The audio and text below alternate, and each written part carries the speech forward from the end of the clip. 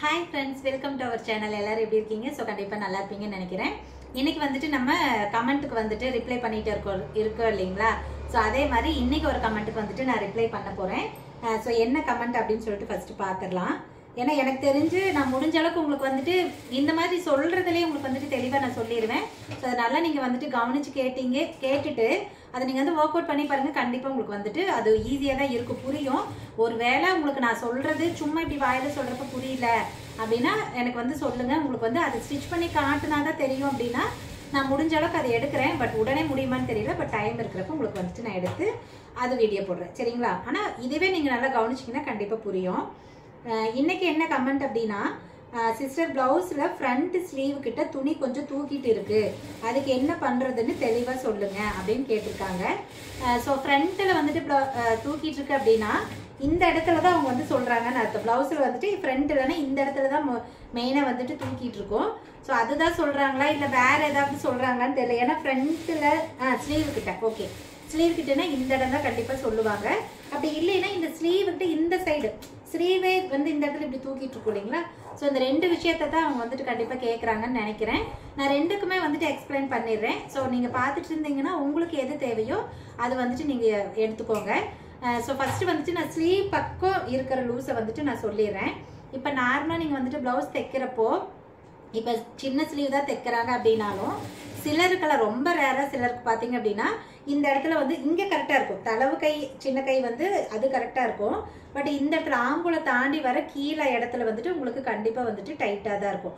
அதுக்கு ரீசன் என்ன அப்படின்னா அவங்களோட பாடி ஸ்ட்ரக்சர் அப்படி. ஏன்னா நார்மலாக ஆம்பூர்ல இருந்து கை கீழே வர திடீர்னு சின்னதாகாது, அப்படியே கொஞ்சம் கொஞ்சமாக பெருசுல இருந்து தான் கீழே வந்துட்டு சின்னதாக வந்து நம்மளோட கை ஷேப் அப்படி தான் வரும். ஆனால் ரொம்ப ரேராக சிலருக்கு ஆம்போலேருந்து கீழே கையே பார்த்தீங்கன்னா ஒரே மாதிரி இருக்கும். அந்த பெருசுலேருந்து சின்னதெல்லாம் வராமல் அப்படியே ஒரே மாதிரி இருக்கும். ஸோ அவங்களுக்கு மட்டும்தான் உங்களுக்கு வந்துட்டு இந்த இடத்துல சுருக்கு வரும். ஏன் அப்படின்னா நாம் வந்து சின்ன ஸ்லீவ் பொறுத்த வரைக்கும் என்ன பண்ணுவோம், ஆம்போலேருந்து ஸ்லீவோட ரவுண்டுக்கு அப்படியே ஒரு கிராஸாக கோடு போட்டுருவோம் இல்லைங்களா? அதையெல்லாம் நம்ம வளைச்சு அப்படியெல்லாம் நம்ம எதுவுமே பண்ணிட்டு இருக்க மாட்டோம். ஸோ அப்படிங்கிறப்போ அவங்களோட பாடி ஸ்ட்ரக்சர் அப்படிதான் இருக்கு அப்படின்னா கண்டிப்பாக வந்துட்டு இந்த இடத்துல லூஸ் வரதான் செய்யும். அதே மாதிரி பெரிய ஸ்லீவ் தைக்கிற எல்போ ஸ்லீவ் இல்லை அதுக்கு மேலே எவ்வளோ வேணாலும் தைக்கிறேன்னு வச்சுக்கோங்களேன். ஸோ அதுக்கு கண்டிப்பாக வந்துட்டு இந்த இடத்துல சுருக்கு வரும். நீங்கள் கரெக்டாக அதை வந்துட்டு வெட்டாமல் விட்டீங்க அப்படின்னா. அப்போ கையே நீங்கள் இந்த மாதிரி சுருக்கே வராமல் தைக்கணும் அப்படின்னா உங்களுக்கு அந்த அளவு வந்து ஒரே மாதிரி, அதாவது மேலேருந்து ஷோல்டர்லேருந்து கீழே வரைக்கும் நீங்கள் எவ்வளோ லென்த் வைக்கிறீங்களோ அது வரைக்கும் அளவு கரெக்டாக இருக்கா அப்படின்னு சொல்லிட்டு செக் பண்ணிக்கணும். ஓகே, இப்போ அது வந்து எப்படி செக் பண்ணுறது அப்படின்னா, இப்போ நார்மலாக வந்துட்டு நம்ம அளவு கொடுத்துருக்காங்க அப்படின்னா எல்போ ஸ்லீவ் கொடுத்துருக்காங்கன்னு வச்சுக்கோங்களேன். ஸோ எல்போ ஸ்லீவுக்கு நீங்கள் வந்துட்டு அளவு எடுக்கிறீங்கன்னா தளவு கை சுற்றளவு நம்ம நார்மலாக எடுப்போம் இல்லைங்களா? ஸோ அதே மாதிரி நீங்கள் எடுத்துக்கணும். அது போக 6 இன்ச்சுக்கிட்ட 6 to 5, 5லேருந்து 6 வரைக்கும் நீங்கள் எந்த இடத்துல வேணாலும் தாராளமாக எடுத்துக்கலாம். ஸோ அந்த இடத்துல அளவு ப்ளவுஸில் டேப் வச்சு எடுத்துக்கோங்க. ஸோ இப்போ பாருங்க, நான் உங்களுக்கு வந்து கீழே வச்சு காட்டுற ப்ளவுஸ் வச்சு காட்டுறேன். சும்மா சொன்னால் உங்களுக்கு புரியாதுன்னு நினைக்கிறேன். இப்போ பாருங்க, இது வந்துட்டு எல்போ ஸ்லீவ் தான். நம்ம எல்போ ஸ்லீவ் தான் ஸ்டிச் பண்ணியிருக்கோம். இது வந்து பர்ஃபெக்டான ஷேப்பில் இருக்கும். அது எப்படி அப்படின்னா, நான் உள் பக்கமாக திருப்பிக்கிறேன் ஃபர்ஸ்ட்டு. நல்ல வேலை உங்களுக்கு மார்க் பாருங்க, இதுலேயே தெரியுது. இது புதுசு தான் தைச்சதவங்க இன்னும் வாங்கிட்டு போகலை. உங்களுக்கு எப்படி இது தெரியும்னு எனக்கு தெரியலையே. சரி ஓகே, நான் காட்டுறேன். உங்களுக்கு தெரியுதான்னு பாருங்கள், இந்த மார்க் தெரியுதான்னு பாருங்கள். இப்போ எப்படி நம்ம அளவு எடுக்கணும் அப்படின்னா, நார்மலாக நம்ம ஸ்லீவ் வரைஞ்சிட்டோங்க. வரைஞ்சதுக்கப்புறம் என்ன பண்ணுவோம், இந்த ஸ்லீவோட ரவுண்டு அப்படியே ப்ளவுஸ் எடுத்து வச்சு இப்படியே மார்க் பண்ணிடுவோம் இல்லைங்களா? ஸோ அந்த மாதிரி மார்க் பண்ணிக்கோங்க. நம்ம வந்து வெளிப்பக்கமாக வச்சு தான் மார்க் பண்ணுவோம், அதனால் நான் இப்படியே காட்டுறேன். ஸோ மார்க் பண்ணிக்கோங்க. மார்க் பண்ணதுக்கு அப்புறமா 6 இன்ச்சு இல்லாட்டி 5 இன்ச்சு அவங்களோட கை லென்த்து பாருங்கள். ஸோ அதை பொறுத்து எடுத்துக்கோங்க. ஆனால் 5 to 6க்குள்ளே தான் எடுக்கணும். அதுக்கு மேலேயும் எடுக்கக்கூடாது, அது கம்மியாகவும் எடுக்கக்கூடாது. ஸோ இப்போ 5 இன்ச்சு கிட்ட டேப் வச்சு இந்த ஷோல்டரில் இருந்துட்டு இங்கே பாருங்கள் நான் எப்படி வைக்கிறேன்னு பாருங்கள். 5 இன்ச்சு, நான் 5 தான் வைக்கிறேன். ஸோ 5 இன்ச்சு எங்கே வருதோ அந்த இடத்துல ஜஸ்ட் ஒரு இப்படி உங்களுக்கு தெரியணுங்கிறதுனால லைட்டாக ஒரு கோடு போட்டுக்கோங்க. கோடு போட்டு அந்த இடத்துல கை லூஸ் எவ்வளோ இருக்குன்னு பாருங்கள். ஏதாவது சுருக்கு இருந்துச்சுன்னா அதை நல்லா எடுத்து விட்டுக்கோங்க. எடுத்து விட்டுட்டு அதுக்கப்புறம் செக் பண்ணுங்கள். பாருங்கள், டேப்பை கரெக்டாக நீங்கள் 5 இன்ச்சு கிட்ட எங்கே வச்சிங்களோ அந்த இடத்துல வச்சு இப்படி செக் பண்ணுறீங்க. 6 இன்ச்சு எனக்கு கை சுற்றளவு இருக்குது. ஸோ இந்த 6 இன்ச்சு தான் நீங்கள் தைக்க போகிற கையில் இருக்கணும். சப்போஸ் நீங்கள் அதெல்லாம் செக் பண்ணாமல் அப்படியே கிராஸ் அடிச்சிட்டிங்கன்னு வச்சுக்கோங்களேன், கண்டிப்பாக இந்த கை எப்படி இருந்திருக்கும் அப்படின்னா இந்த மாதிரி இந்த இடத்துல அகலமாக வந்திருக்கும். ஸோ அப்போ என்ன ஆகும், இந்த இடத்துல கிட்டத்தட்ட ஒரு 1/2 இன்ச்சுக்கு மேலே எக்ஸ்ட்ரா இருக்குது கிளாத்து. அப்போ ஆட்டோமேட்டிக்காக உங்களுக்கு வந்துட்டு ஃப்ரண்ட் பக்கம் கை வந்துட்டு லூஸாக தான் இருக்கும், சுருக்காக தான் இருக்கும். இப்போ நீங்கள் மோஸ்ட்லி நான் போடுற ப்ளவுஸே பார்த்துருப்பீங்க, ஃபுல் வயல் தான் மோஸ்ட்லி நான் போடுறேன். ஸோ அதிலே பார்த்தீங்க அப்படின்னா எனக்கு கை வந்துட்டு ஷேப் அப்படி பர்ஃபெக்டாக வரும். அதுக்கு ரீசன் என்னன்னா, இந்த மாதிரி நீங்கள் இடையில ஒரு அளவு வந்துட்டு செக் பண்ணிக்கணும். சரி ஓகேங்கக்கா, நான் எல்போ ஸ்லீவுக்கு அப்படி பண்ணிக்கிறேன், ஆனால் சின்ன ஸ்லீவுக்கே சிலதெல்லாம் அப்படி வருதே, என்ன பண்ணுறது அப்படின்னு கேட்பீங்க. சின்ன ஸ்லீவுக்கு வர ரீசன் என்னன்னா, இப்போ சின்ன ஸ்லீவ் வந்துட்டு நார்மலாக இவ்வளோ தான் இருக்கும் பாருங்க, இவ்வளோ தான். நான் சும்மா ஒரு அப்ராச்மெண்ட்டாக தான் வச்சுருக்கேன். சின்ன ஸ்லீவ் அப்படின்னா நார்மலாக இவ்வளோ தான் இருக்கும், ஒரு 6 இன்ச்சு, அதுக்கு மேலே ஒரு 7-7.5 வரைக்கும் வைப்பாங்க. ஸோ இப்படி தான் இருக்கும். இப்போ நார்மலாக பாருங்கள், இந்த ஆம்கோல் ரவுண்டில் இருந்து கை கீழே இறங்குறப்போ நம்ம அப்படியே கிராஸ் தான் வைப்போம். கை லூஸ் எவ்வளவோ அதை அப்படியே தான் போடுவோம். அதில் வந்துட்டு அவங்க கை ஷேப் அந்த மாதிரி டக்குன்னு இறங்குறப்பவே ஒல்லியாக தான் அந்த கை ஒரே மாதிரி தான் வருதுன்னா அந்த லூஸ் வரும். அப்போ நீங்கள் என்ன பண்ணணும் அப்படின்னா, நான் எப்படி எல்போ ஸ்லீவுக்கு இடையில ஒரு அளவு வச்சு அந்த இடத்துல கரெக்டாக நீங்கள் வந்து வளைச்சு கொண்டு போகணும்னு சொன்னேன் இல்லைங்களா, அதே மாதிரி தான் நீங்கள் சின்ன ஸ்லீவுக்கும் வந்துட்டு வளைச்சு கொண்டு போகணும். நான் வந்துட்டு சும்மா உங்களுக்கு பேப்பரில் வரைஞ்சி காட்டுறேன், ஏன்னா மொட்டையாக சொன்னால் உங்களுக்கு புரியாது. நார்மலாக இதுதான் ஸ்லீவு. இப்போ இங்கே வந்துட்டு கீழே வந்து ஜாயின் பண்ணுறதுக்காக ஒரு 1/2 இன்ச்சுக்கு கிளாத் விட்டுருப்போம். கை நீளம் வந்துட்டு ஒரு 6 இன்ச்சுன்னு வச்சுக்கோங்களேன். ஸோ 6 இன்ச்சுக்கு இங்கே மார்க் பண்ணிட்டோம். கச்சை பகுதி கம்மி பண்ணுறது இங்கே மார்க் பண்ணிட்டோம். மார்க் பண்ணிவிட்டு ஆம்கோல் வந்துட்டு ஒரு 8 இன்ச் அப்படின்னா இந்த இடத்துல வருது. கை சுற்றளவு ஒரு 10 அப்படின்னா இங்கே வருது. அப்படின்னா இங்கே பாருங்கள், நீங்கள் இப்படி தான் வந்துட்டு கரெக்டாக அப்படியே வந்து கோடு போட்டிருப்பீங்க. சரியா, கோடு போட்டு தான் நம்ம வெட்டுவோம். ஓகே, இப்போ வந்து இந்த மாதிரி இருக்கு இல்லைங்களா. சப்போஸ் சின்ன கையிலேயே அவங்களுக்கு வந்துட்டு அந்த அடிக்கை பக்கம் லூஸ் வருது, முன்னாடி சுருக்கு வருது அப்படின்னா இங்கே பாருங்க, மைல்டாக அது எங்கிருந்து வரும், ஆம்கோலில் இருந்துட்டு ஒரு 2 இன்ச்சுக்குள்ளார மட்டும்தான் அந்த லூஸ் வரும். அதுக்கு கீழே கண்டிப்பாக வரவே வராது. அப்போ இங்கே பாருங்கள், மைல்டாக ஒரு அவங்களுக்கு எவ்வளோ லூஸ் வருதுன்னு பாருங்கள். எப்படியோ ஒரு 4 இன்ச்சு தான் வரும், அதுக்கு மேலே எனக்கு தெரிஞ்சு வராது. ஸோ இந்த மாதிரி லைட்டாக வந்துட்டு கிராஸ் பண்ணிக்கோங்க. இருங்க, என் கை வசத்துக்கு நான் வச்சு வரைஞ்சிட்டு காட்டுறேன் உங்களுக்கு. இப்போ பாருங்கள், கை வந்துட்டு நான் வரைஞ்சிருக்கேன் இல்லைங்களா. இப்போ இதில் இந்த பக்கம் ஒரு சின்னதாக ஒரு லைட்டாக ஒரு கோடு தெரியுது பாருங்கள், இதுதான் நம்ம போடுற ஸ்ட்ரெயிட் கோடு. இப்போ இந்த இடத்துல தான் அவங்களுக்கு வந்துட்டு லூஸ் வரும் கண்டிப்பாக. அப்போ நீங்கள் இந்த மாதிரி மைல்டாக இந்த இடத்துல மட்டும் வளைச்சிக்கணும். அது அவங்களுக்கு எவ்வளோ லூஸ் வருதுங்கிறத பொறுத்து. ரொம்ப துளுண்டு தான் வருது அப்படின்னா கொஞ்சம் கம்மியாக வளைச்சிக்கோங்க. இல்லை ஒவ்வொருத்தருக்குள்ள நல்லாவே வந்துட்டு ஓரளவுக்கு 1/2 இன்ச்சுக்கே லூஸ் வரும். ஸோ அப்படி வந்துச்சு அப்படின்னா அதுக்கு தகுந்த மாதிரி இப்படி லைட்டாக பெண்ட் பண்ணி விட்டுட்டீங்க அப்படின்னா கண்டிப்பாக வந்துட்டு அந்த லூஸ் வராது, பர்ஃபெக்டாக உங்களுக்கு வந்துட்டு வந்துடும். அது வந்து எல்லாத்துக்கும் வராதுங்க, யாராவது ஒருத்தருக்கு தான் அந்த மாதிரி வரும். ஸோ அதனால் அவங்களுக்கு மட்டும் பண்ணுங்கள். ஆனால் எல்லாத்துக்கும் இப்படி பண்ணிடாதீங்க, அப்புறம் கை போடவே முடியாது. ஆம்கோல் அதே இடத்துல தான் இருக்கணும், அதையெல்லாம் நீங்கள் எதுவும் சேஞ்ச் பண்ணக்கூடாது. வளைச்சு கொண்டு வந்து இந்த ஆம்கோல்கிட்ட கொண்டு போய் விட்டுறணும். சரிங்களா. ஸோ இந்த மாதிரி வளைச்சு விட்டீங்க அப்படின்னா கண்டிப்பாக உங்களுக்கு வந்து ஸ்லீவ் வந்து பர்ஃபெக்டாக தான் வரும். ஓகே, இப்போ பெரிய ஸ்லீவுக்கு வந்துட்டு நான் எப்படி போடுறது அப்படின்னு சொல்கிறேன் பாருங்கள். இப்போ பெரிய ஸ்லீவுக்கு அதே மாதிரி இங்கே மடிச்சடிக்கிறது ஒரு 10-10.5 இன்ச்சு கைன்னு வச்சுக்கோங்களேன். ஸோ இந்த இடத்துல இருக்குது, கச்சை பகுதி வந்து இங்கே கம்மி பண்ணியிருக்கோம். ஸோ இதை அப்படியே வரைஞ்சிட்டேன். இப்போ கை சுற்றளவு இந்த இடத்துல இருக்குங்க, ஆம்கோல் வந்துட்டு இங்கே இருக்குது. ஃபஸ்ட்டு இதை ஸ்ட்ரெயிட்டாக வந்துட்டு கோடு போடுவோம் இல்லைங்களா, பாருங்கள் தெரியுதா. ஸ்ட்ரெயிட்டாக வந்து நான் ஃபஸ்ட்டு கோடு போட்டேன். இப்படி தான் வந்துட்டு கை வந்துட்டு நம்ம வெட்டி எடுக்க போகிறோம். இதை எப்படி நம்ம வந்துட்டு நான் முன்னாடி சொன்ன மாதிரி 2 பக்கம் செக் பண்ணணும்னு சொன்னேன் இல்லைங்களா. இப்போ 5 இன்ச்சு கிட்ட, இப்போ நார்மலாக நான் வந்துட்டு செக் பண்ணுற பாருங்கள், 5 இன்ச்சு கிட்ட ஒரு அளவு எடுத்திருக்கேன்.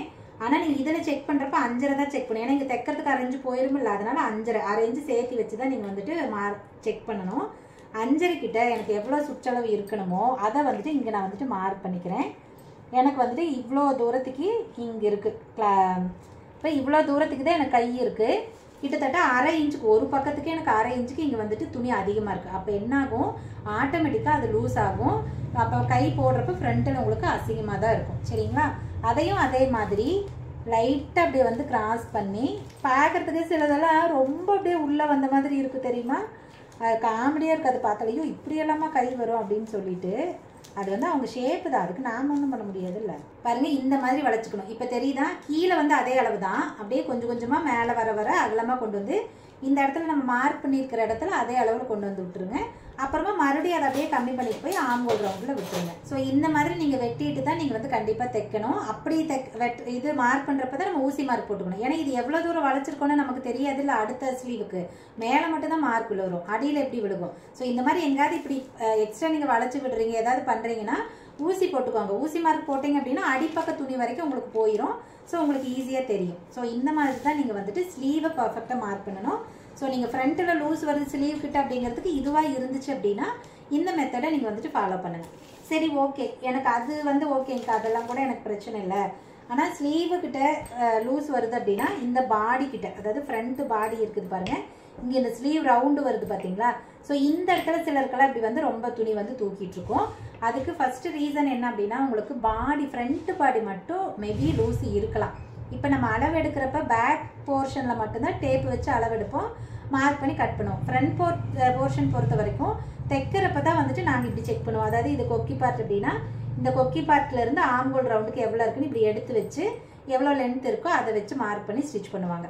ஸோ அப்படி மார்க் பண்ணி ஸ்டிச் பண்ணுறப்ப நம்மளே அறியாமல் கொஞ்சம் ஏதாவது இழுத்து பிடிச்சிட்டேன்னு வச்சுக்கோங்களேன், அப்போ என்ன ஆகுனா ஆட்டோமேட்டிக்காக இந்த ஃப்ரண்ட் பார்ட்டோட துணி பெருசாக போயிடும். அப்படி பெருசாக போகிறப்ப கண்டிப்பாக இங்கே வந்துட்டு துணி தூக்கிட்டு தான் இருக்கும் அசிங்கரமாக. ஸோ அதை வந்துட்டு நீங்கள் அகலத்தை கரெக்டாக வைக்கிறீங்களான்னு பாருங்கள். ஓகே, அதுவும் கரெக்டாக இருக்குது. ஆனாலும் இந்த இடத்துல வந்து எனக்கு லூஸ் வருது, அதாவது துணி தூக்கிட்டு இருக்கு அப்படின்னா அவங்க பாடி ஸ்ட்ரக்சருக்கு பாடியிலையும் வந்து நீங்கள் குடஞ்சி விடணும் அப்படின்னு அர்த்தம். சரியா?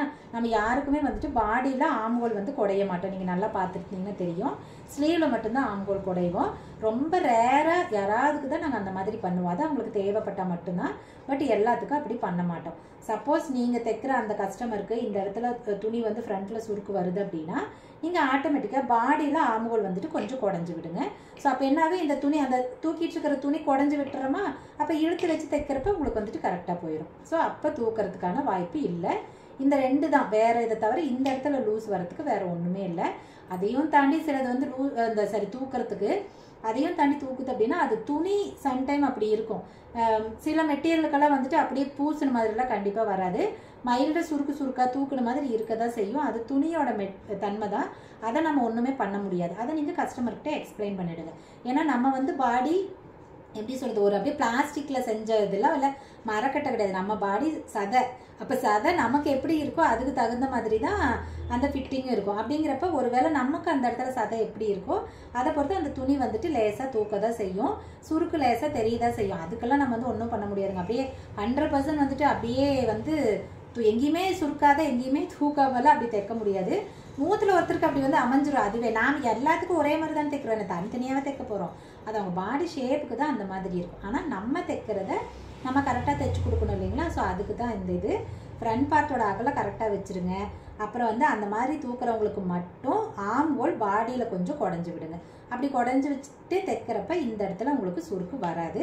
ஸோ கையில் இந்த இடத்துல சுருக்கு வருது அப்படின்னா அதை நான் எப்படி சொன்னேனோ அதை வந்துட்டு அதே மாதிரி பண்ணிக்கோங்க. சரி ஓகேங்க, இவங்களுக்கு நான் சொன்ன விஷயம் புரிஞ்சிருக்கும் அப்படின்னு நினைக்கிறேன். நீங்கள் பார்க்குறவங்களுக்கு இந்த டவுட் இருந்தது அப்படின்னா இதை நீங்கள் வந்து ஃபஸ்ட்டு ட்ரை பண்ணி பாருங்கள். ட்ரை பண்ணி பார்த்துட்டு உங்களுக்கு எப்படி கரெக்டாக வந்திருக்கா என்னன்னு சொல்லி எனக்கு கமெண்ட்டில் சொல்லுங்கள். ஸோ எனக்கு ரொம்ப ஹாப்பியாக இருக்கும். ஏன்னா நான் சொன்ன விஷயம் உங்களுக்கெல்லாம் புரிஞ்சிருச்சு அப்படின்னு தெரிஞ்சால் தானே அடுத்தடுத்து நான் சொல்கிறதுக்கு எனக்கு இன்ட்ரெஸ்ட்டாக இருக்கும். ஸோ அதனால் கண்டிப்பாக கமெண்ட் பண்ண மறக்காதீங்க. சரி ஓகேங்க, எனக்கு வந்துட்டு இந்த டவுட் இல்லைங்க, இன்னும் நிறைய டவுட் இருந்துக்கிட்டே இருக்குது. அது எப்படி சரி பண்ணுறதுனே தெரியல.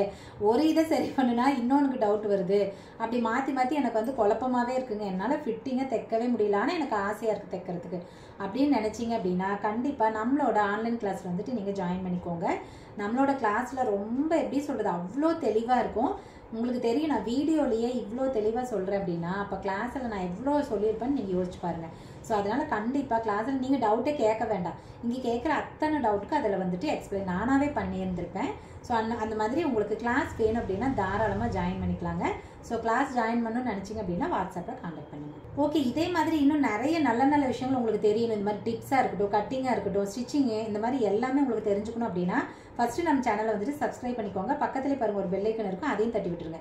ஸோ அப்போ தான் நான் எப்போல்லாம் வீடியோ போடுறேன்னா உடனே உங்களுக்கு நோட்டிஃபிகேஷன் வந்துடும். ஸோ வீடியோஸை நீங்கள் வந்துட்டு மிஸ் பண்ணாமல் பார்க்க முடியும். சரி ஓகேங்க, இந்த வீடியோக்கு அவ்வளோதான். நம்ம இன்னொரு வீடியோவில் பார்க்கலாமா?